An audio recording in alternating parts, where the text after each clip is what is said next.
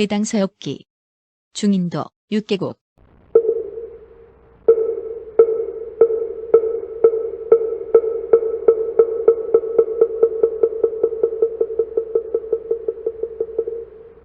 그런데 마지막 날이 되어 그 커다란 누대에서 갑자기 불이 나서 가람의 문과 누각이 연기에 휩싸였다. 왕이 말하였다. 나라의 재물을 모두 베풀어서 선왕을 받들어 이 가람을 제었으며 이로써 생업을 이으려 하였으나 덕이 부족하여 하늘의 도움을 받지 못해 이러한 기이한 재앙이 생기게 되었구나. 하늘의 징계가 이와 같다면 살아서 무엇을 할 것인가. 그리하여 향을 사르고 이를 갖추어서 청하였다. 그러면서 스스로의 맹세를 올렸다. 다행히도 지난 세상의 선업 덕분에 여러 인도를 다스릴 수 있었습니다. 부디 저의 복의 힘으로 화재를 없애주소서. 만일 저의 기도를 들어주지 않으신다면 이제 목숨을 마칠까 합니다. 그리고 나서 이내 몸을 날려 문지방 위로 뛰어올랐다. 그러자 마치 두드려서 없앤 것처럼 불이 꺼지고 연기도 사라졌다. 여러 왕들이 이런 기적을 보고서 두려움이 더욱 커졌다. 안색도 전혀 변하지 않고 음성도 예전과 똑같이 태어난 계일왕이 여러 왕들에게 물었다. 호련히 이런 화재의 변고가 일어나서 이루어 놓은 것이 잿더미가 되었소. 마음에 품은 생각이 있다면 말해보시오. 그러자 여러 왕들은 엎드려 슬피 울면서 답하였다. 저희가 이루어 놓은 부처님의 성스러운 자취가 멀리 후세에까지 전해지기를 바랐습니다. 그러나 졸지에 잿더미가 되었으니 무엇을 생각할 것이 있겠습니까? 더구나 외도들은 마음으로 기뻐하며 서로 좋아할 것입니다. 계일왕이 말하였다. 이것을 보건대 여리께서 가르치신 것은 참으로 맞는 말씀이었소. 외도 이학들은 모든 것이 영원하다는 생각에 집착하고 있소. 하지만 오직 우리의 큰 스승께서는 덧없음을 가르치셨소. 그런데 나의 보시는 이미 끝났소. 소원은 모두 이루어졌는데도. 이런 변개를 만나게 되니 열애의 진실한 가르침을 더욱더 잘 알게 되었소. 이것은 크게 선한 일이 되는 것이니 그렇게 슬퍼하지 마셔. 이에 여러 왕들을 거느리고 동쪽의 큰 솔도파에 올라 아래를 두루 내려다본 뒤 막 계단을 내려오려는 찰나에 어디선가 낯선 사람이 칼을 들고 왕을 해치려 하였다. 왕은 그때 몹시 다급했으나 도리어 계단을 밟고 나가서 이 사람을 붙잡아 관리들에게 넘겼다. 이때 여러 관리들은 몹시 놀라서 앞으로 나아가 왕을 구해야 한다는 것도 몰랐다. 여러 왕들이 함께 이 사람을 처형할 것을 청하였다. 그러나 계일왕은 오히려 분노하는 기색도 없이 그를 죽이지 말 것을 명하였다. 그리고 나서 친히 물었다. 내가 너에게 어떤 빚이 있기에 이런 포악한 일을 저지르느냐? 그가 답하였다.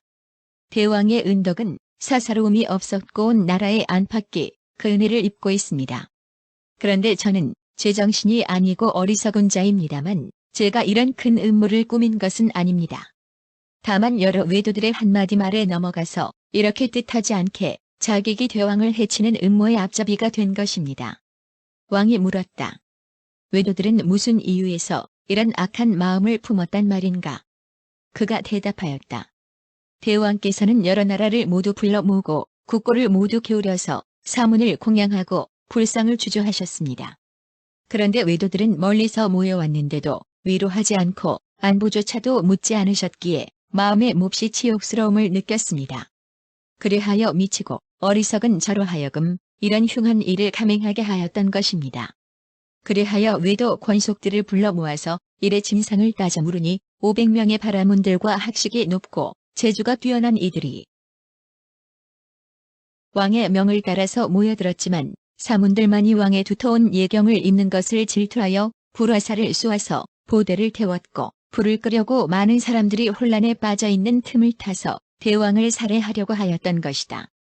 그러나 기회를 얻지 못하였으므로 마침내 이 사람을 고용하여 좁은 곳으로 쫓아 달려가 시해하려고 하였던 것이다. 그러자 여러 왕들과 대신들은 외도들을 주살할 것을 청하였다.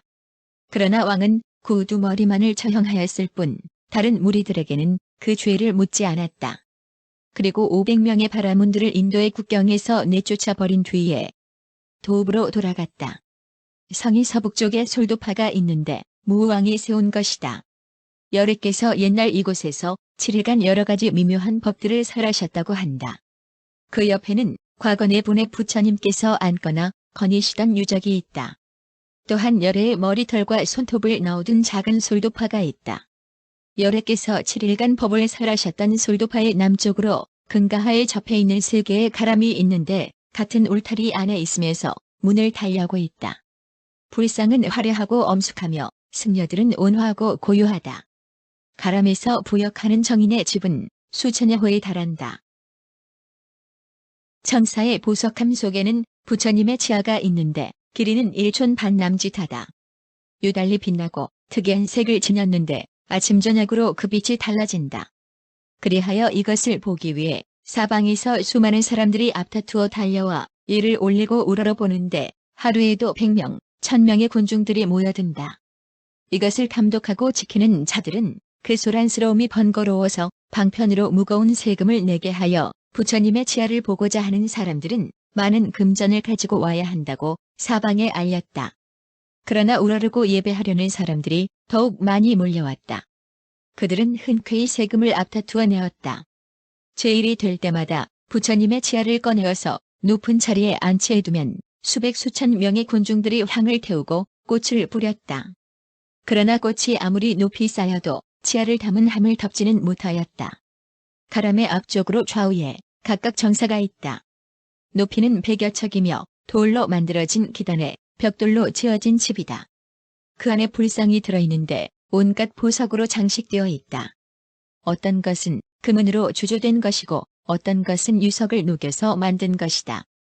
이 2개의 정사 앞에는 각각 작은 가람이 있다. 가람의 동남쪽으로 멀지 않은 곳에 큰 정사가 있다. 돌기단의 벽돌집이며 높이가 200여 척에 달하는데 그 속에는 열의 입상이 들어있다. 높이는 30여 척이며 유석으로 주조하였고 온갖 묘한 보석으로 장식되어 있다. 정사의 사방을 둘러싸고 있는 석벽의 위에는 열애께서 보살행을 닦으시던 그림들이 새겨져 있는데 열애께서 지내오신 사적들이 남김없이 조각되어 있다. 돌로 만들어진 정사의 남쪽으로 멀지 않은 곳에 일천사가 있고 사당의 남쪽으로 멀지 않은 곳에 대자재 천사가 있는데 이들은 모두 푸른 돌로 만들어져 있으며 조각의 모든 아름다움의 극치를 살렸다.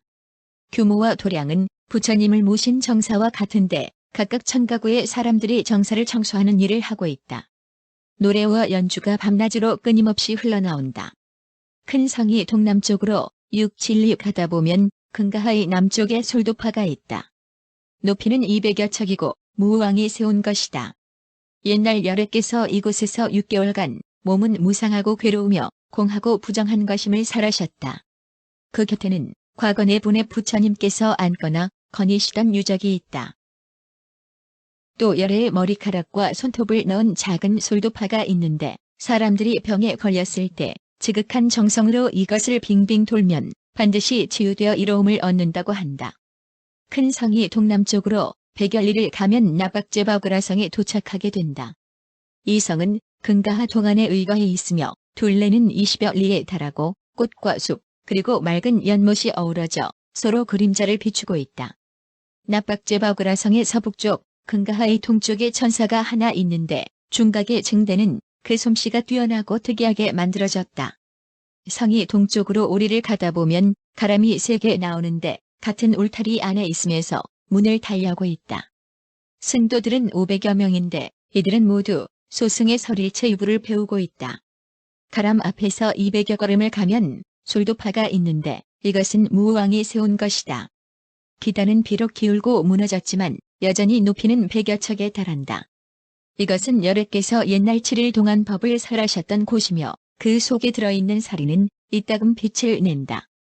그 옆에는 과거 네 분의 부처님께서 앉거나 경행하던 곳이 있다. 가람의 북쪽으로 3, 4리 가다 보면 금가하 연덕의 솔도파가 있는데 높이는 200여 척이며 무왕이 세운 것이다. 옛날 열애께서 이곳에서 7일간 설법하셨던 곳인데 그때 500명의 아귀가 부처님 계신 곳으로 와서 법을 듣고 깨달음을 얻은 뒤에 아귀도를 버리고 하늘나라에 났다고 한다. 설법하셨던 솔도파 옆에는 과거 네 분의 부처님께서 앉거나 경행하셨던 유적이 있으며 그 옆에는 열의 머리털과 손톱이 들어있는 솔도파가 있다. 이곳에서 동남쪽으로 600여 리를 가다가 근가를 건너면 아유타국에 이른다. 2. 아유타국. 아유타국의 둘레는 5천여 리이다. 나라의 큰 도성의 둘레는 20여 리이며 곡식이 풍성하고 꽃과 열매가 매우 번성하다. 기후는 온화하며 풍속은 선량하고 순박하다. 복을 짓는 것을 좋아하고 학문과 기회에 열심이다. 가람은 100여 곳 있으며 승도는 3천여 명이 있는데 대승과 소승을 함께 공부하고 익히고 있다. 천사는 10곳 있는데 이교도들은 거의 없다. 큰 성 안에는 옛 가람이 있는데 이곳은 벌소반도 보살이 수십 년 동안 머물면서 대소승의 여러 논서들을 지은 곳이다. 그 옆에는 오래된 터가 있는데 이곳은 세친 보살이 여러 국왕과 사방에 뛰어난 인재나 사문, 바라문들을 위하여 강의하였던 설법당이다. 성이 북쪽으로 4~5리 가다 보면 근가하의 언덕에 큰 가람이 있는데 그 안에 솔도파가 있다. 높이는 200여 척에 달하며 무왕이 세운 것이다. 이곳은 열애께서 하늘과 인간의 대중들을 위하여 3개월간 미묘한 법들을 설하셨던 곳이다. 그 옆에 솔도파는 과거 네 분의 부처님께서 앉거나 거니시던 유적이다. 가람의 서쪽으로 4~5리 가다 보면 열애의 머리카락과 손톱이 들어있는 솔도파가 있다. 머리카락과 손톱이 들어있는 솔도파의 북쪽에 가람터가 있는데 옛날 경부의 신리라다. 논사가 이곳에서 경부의 비바사론을 지었다. 성이 서남쪽으로 5~6리를 가다 보면 커다란 암물나림 속에 옛 가람이 있는데 이곳에서 아승가 보살이 유익한 가르침을 청하면서 범부두를 인도했던 곳이다. 무척보살은 밤에 천궁으로 올라가서 자시보살의 처소에서 육가사지론, 장엄대 승경론, 중변분별론 등을 받아서 낮에 대중들을 위하여 미묘한 이치를 널리 강의하였다. 암몰라 숲의 서북쪽으로 100여 걸음을 가다 보면 열애의 머리카락과 손톱이 들어있는 솔도파가 있다. 그 옆에 옛터가 있는데 이곳은 세친보살이 도사다천에서 내려와서 무척보살을 만난 곳이다. 무척보살은 건탈하국 사람이다. 부처님께서 세상을 떠나신 후 1000년 사이에 태어났는데 영민함을 보였으며 법풍을 이어받아 깨달음을 열었다. 미사색부에서 출가하여 수학하다가 잠시 뒤 대승으로 믿음을 돌렸다. 그 동생인 세친보살은 설일체 유부에서 출가하여 수업하고 있었는데 들은 것이 많고 경력이 뛰어나며 학문에 통달하였고 자연의 미묘한 이치를 연구하였다. 무척이 제자인 불타승하의 밀행은 헤아릴 수 없을 정도이며 뛰어난 재능으로 널리 명성이 퍼졌다. 두세 사람의 현철들은 언제나 서로 이렇게 말하였다. 무릇 행업을 닦으려면 무쪼록 자시보살을 친견해야 한다. 만일 먼저 목숨을 버리고 과거세의 소원을 이루게 된다면 마땅히 서로 이 말을 일러주어서 도달한 곳을 알려주기로 하자. 그 후에 사자각이 먼저 목숨을 버렸는데 3년이 지나도 통보해오지 않았다. 세친보살이 곧이어 목숨을 버렸는데 6개월이 지났는데도 역시 아무런 소식이 오지 않았다. 이때 여러 이학들은 모두 이렇게 꾸짖고 비방하여 세친보살과 사자각은 악취를 유전하여 끝내 신령스러운 도움을 얻지 못하였다고 생각하였다. 그 후 무척보살이 이른 밤에 문화의 사람들에게 선정에 관한 법을 가르치려 할 때였다. 등잔불이 호련히 가물거리더니 하늘에서 커다란 빛이 비추었다. 그러자 하늘의 신선 한 명이 허공을 타고 내려와서 계단의 뜰로 나아가 무척에게 절을 하였다. 무척이 말하였다. 그대는 어찌하여 이렇게 늦게 왔으며 지금은 어떤 이름으로 불리는가? 그가 대답하였다. 이곳에서 목숨을 버리고 도사다천에 가서 자시보살의 내중이 되어 연꽃 속에서 태어났습니다. 연꽃이 막 개화하자 자시보살이 잘 왔다, 광해야. 잘 왔다, 광해야라고 찬탄하며 말씀하셨습니다. 그리하여 절을 하고서 빙빙 돈 뒤에 이내 그 소식을 전하러 이리로 온 것입니다. 무척보살이 물었다. 사자각은 지금 어디에 있는가? 내가 빙빙 돌고 있을 때 사자각을 보았는데 그는 외중 속에 있으면서 용락에 빠져 지내느라 서로 인사할 겨를도 없었는데 설마 그가 능히 와서 전하였겠습니까? 무척보살이 말하였다. 그 일은 이것으로 끝내자. 그런데 자시보살의 모습은 어떠했으며 어떤 법을 널리 설하시던가? 자시보살의 상호는 말로는 능히 표현할 수 없습니다. 미묘한 법을 널리 설하시는데 그 뜻은 이곳과 다르지 않았습니다. 그런데 보살의 미묘한 음성은 청아하고 온화하였으므로 듣는 사람이 피로함을 잊었고 받아 지니는 자는 실증을 내지 않았습니다. 무착이 강당의 옛터에서 서북쪽으로 40여 리 가다 보면 옛가람에 이르는데 북쪽으로는 근가하에 접해 있다. 가람 안에는 벽돌로 만들어진 솔도파가 있는데 높이는 100여 척에 달한다. 이곳은 세친보살이 처음으로 대승의 마음을 일으킨 곳이다. 세친보살이 북인도에서 이곳에 왔을 때 무척보살은 그 문화의 사람들에게 명하여 속히 가서 맞아들이게 하였다. 그리하여 이가람에 이르러 만났던 것이다. 무착이 제자는 출입문 밖에 서서 밤이 지난 후에 십지경을 외웠다. 세친은 이것을 듣고 나서 깨달음을 얻고 참여하였다. 일찍이 들은 적이 없는 참으로 깊고 미묘한 법이로다. 내가 이런 법을 비방한 죄의 근원은 혀에서 비롯되었다. 혀는 죄의 근본이니 이제 잘라 없애야 마땅할 것이다. 그리고 나서 예리한 칼을 집어들고 스스로 혀를 자르려고 하였다. 그러자 뜻밖의 무착이 서 있는 것이 눈에 들어왔다. 무착이 다가와서 말하였다. 대승의 가르침이란 것은 지극히 참다운 이치이다. 모든 부처님께서 찬탄하시는 것이며 무성현들이 종주로 삼는 것이다. 나는 너를 가르치고자 하였는데 너는 이제 스스로 깨달았다. 지금이야말로 깨달음을 얻기에 가장 좋은 시기이다. 모든 부처님의 성스러운 가르침에서는 혀를 자른다고 해서 참회가 되는 것은 아니다. 옛날에는 혀를 가지고 대승을 비방하였지만 이제는 혀로서 대승을 찬탄하여서 허물을 메우고 스스로 새로워지면 오히려 더 좋지 않겠느냐. 입을 다물고 말하지 않으면 그 이익이 어디에 있겠느냐. 이렇게 말을 하고 난 뒤에 호련히 사라져서 보이지 않았다. 세치는 명을 받들어서 결국 혀를 자르지 않고 아침에 무착에게 나아가 대승을 묻고 배웠다. 이에 정밀하게 연구하고 사색을 깊이 하여 대승론을 지었으니 약 100여 부가 모두 사람들에 의해 널리 일깨졌다.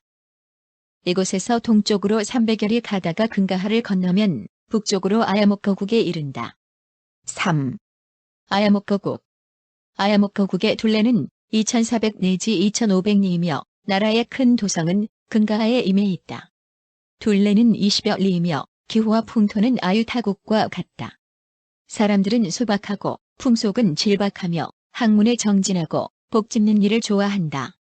가람은 5곳이 있고 승도는 1000여 명이 있는데 소승의 정량부법을 배우고 있다. 천사는 10여 곳이 있고 이교도들이 뒤섞여 살고 있다. 성이 동남쪽에서 멀지 않은 곳에 근가변에 임해서 솔도파가 있는데 무왕이 세운 것이다. 높이는 200여 척이고 이곳은 여래께서 옛날 3달 동안 설법하셨던 곳이다. 그 바로 옆에는 과거 4분의 부처님께서 앉거나 거니시던 유적지가 있다.